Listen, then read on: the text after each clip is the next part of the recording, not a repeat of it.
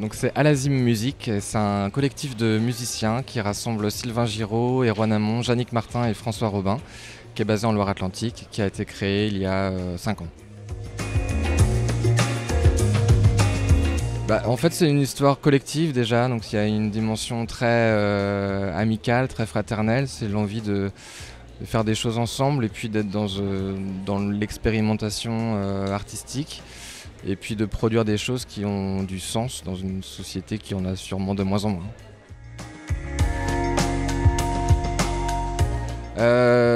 En fait, moi, j'ai pas suivi un cursus qui était destiné à ça, mais je m'y suis orienté naturellement, notamment de par un entourage familial, plongé dans la musique assez tôt, et l'envie d'être justement dans cet accompagnement de musiciens et mettre moi au profit ce que je savais faire pour accompagner des musiciens. Non, j'ai pas le sentiment que. Évidemment, sur toute la dimension diffusion, il y a une tendance quand même à une complexification, à la fois une offre qui est de plus en plus présente et puis des raréfactions de fonds qui font que il y a une tendance à la marchandisation quand même de la culture et à des choix qui sont peut-être de moins en moins liés à la dimension artistique, mais aussi à des questions de rentabilité.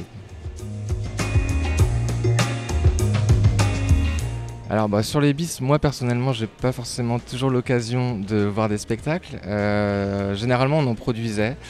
Et il y a 2 ans, on avait organisé une soirée dans un café, le Lorrain, à Nantes, qui est un café où se pratique la boule nantaise. On avait fait une grande loterie musicale avec plein d'artistes du coin.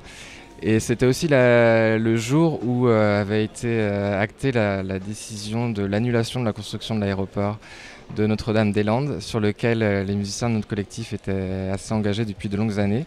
Donc c'était une grande fête, très, très puissante et sensible, qui reste un grand souvenir pour nous.